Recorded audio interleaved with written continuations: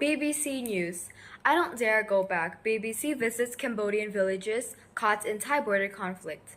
Rolls of razor wire now run through the middle of the village of Cambodia called Chok Chai and on through fields of sugarcane. Behind them, just over the border, tall black screens rise up from the ground, concealing the Thai soldiers who put them up. This is the new hard border between the two countries, which was once open and easily crossed by people from both sides. Then, at 3:20 local time on 13th August, that changed. The Thai soldiers came and asked us to leave, said Husmalis. Then they rolled out the razor wire. I asked if I could go back to get my cooking pots. They gave me just 20 minutes. Hers is one of the 13 families who have been cut off from houses and fields on the other side of the wire, where they say that they have been living and working for decades.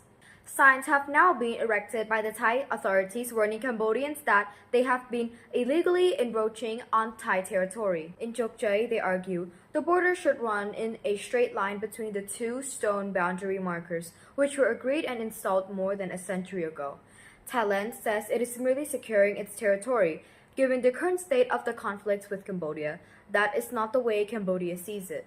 Months of tension along disputed parts of their border erupted into open conflict in July, leaving around 40 people dead. Since then, a fragile ceasefire has been held, although a war of words fueled by nationalist sentiments on social media has kept both sides on edge. The BBC has been to border areas of Cambodia, meeting people caught in the middle and seeing some of the damage left by 5 days of shelling and bombing. In Chok Chai, Provincial Governor Omretray bemoaned the economic impact on the community of Thailand's actions. He estimates that they are losing $1 million a day in customs revenue from the border closure. No one has yet to come up with a figure of how much the conflict between Cambodia and Thailand has cost, but it is certainly high. Billions of dollars in annual trade has slowed to a trickle. Hundreds of thousands of Cambodian workers have left Thailand, and Thai tourists have stopped going the other way. The brand new Chinese-built airport terminal at Siem Reap, gates away to the famed temple complex of Angkor Wat, is deserted. They were also shown videos of frustrated residents pulling down the razor wire in front of the Thai soldiers on one occasion. The governor said that they were now being told to avoid confrontations, but anger spilled over in another confrontation with Thai troops on 4th of September. In northern Cambodia, there are other visible costs of the war. The Temple of Previhir, perched on a forested cliff top right next to the border, is at the heart of the dispute between the two countries and the historic narratives each likes to tell about itself. Thai nationalists still find it hard to accept the 1962 ruling at the International Court of Justice, which recognized the temple as Cambodian territory because previous Thai governments had failed to challenge the French-drawn map, which put it there. But the ICJ did not rule on other contested areas of the border, leaving the seats of today's conflict. Access to the magnificent 1,000-year-old temple has always been much easier from the Thai side. Our four-wheel drive vehicle struggled up the steep road of the Cambodians that have built to climb the cliff. Once inside the temple complex, it was clear it had suffered in the artillery changes of late July. Two of the ancient stone stairways have been shattered while other parts of the temple were chipped or broken by shell fire. The walls pockmarked with shrapnel and with dozens of rain-filled craters on the ground. The Cambodians say they have recorded more than 140 blast sites in and around the complex, which they say are from Thai shelling on 24th and 25th of July. Officials from the Cambodian Mine Action Center also pointed out unexploded cluster munitions, a weapon banned in much from the world, but which the Thai military has acknowledged in using. The Thai military denies firing at the temple, which is recognized by UNESCO as a World Heritage Site. It thus accused Cambodia of putting soldiers and weapons inside the temple during the fighting, although we saw no evidence of that, and it was hard to imagine getting any large guns up the steep road and into the temple complex. Both countries are now using issues like this to try to drum up international sympathy. Cambodia has complained to UNESCO about the damage of Previhir and describes 18 of its soldiers captured just after the ceasefire came into effect as hostages. Thailand has shown evidence that Cambodian forces are still laying landmines along the border, injuring many Thai soldiers, which it argues shows bad faith in its commitment and to honor the ceasefire.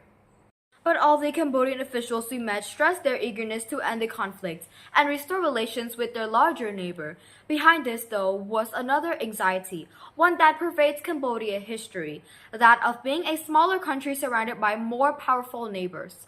Both sides are suffering from the border closure, but it is likely that Cambodia, much poorer than Thailand, is suffering more. You cannot make an ant go up against an elephant, says Soyera, spokesman of the ruling of Cambodia's People's Party. We have to accept that we are a smaller country, not big like an elephant, so how could the smaller country ignite this problem? But that is precisely what Thailand accuses the Cambodian government of doing. Independent research by the Australian Strategic Policy Institute shows a pattern of military reinforcements along the border many months before full-scale fighting broke out in July, most of it by Cambodian forces. Then, in June, former Prime Minister Hun Sen, still the most powerful figure in Cambodia, leaked a conversation he had with then Thai Prime Minister Paetong Tarn Shinawatra, in which she appeared to offer him concessions and criticize her own military. The embarrassment this caused in the Thai Constitutional Court suspending, then sacking her.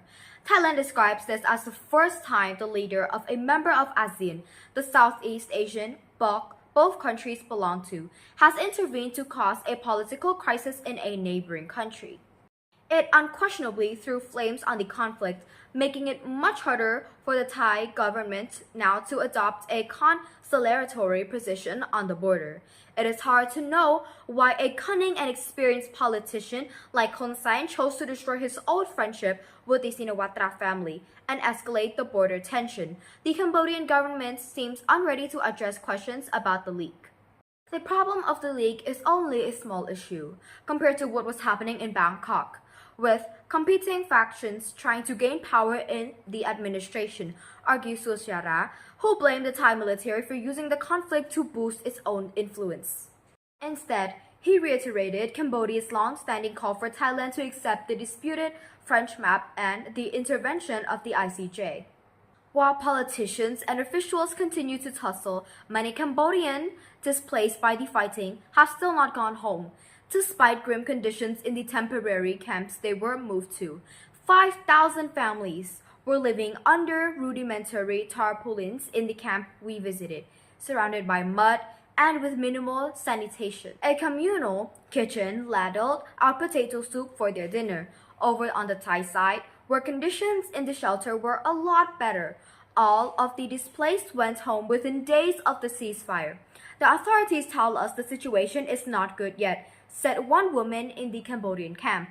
As I live close to the border, I don't dare to go back. It is true there is still unexploded ordnance left by the 5 days of shelling, but the flood of disinformation over the conflict in Cambodia, which has warned without evidence of imminence of Thai attacks and of the use of poison gas, has created a climate of fear which is also stopping people from returning to their homes. A large sign had been put up across the main track running through the camp reading, "Cambodia needs peace. Final." That was in sentiment we heard from everyone we spoke to in Cambodia. But for that to happen, leaders, both civilian and military, in both countries, need to tone down the uncompromising nationalist rhetoric, which now characterizes their disputes. Thank you, BBC, for noticing our pain and suffering. Cambodia only needs peace.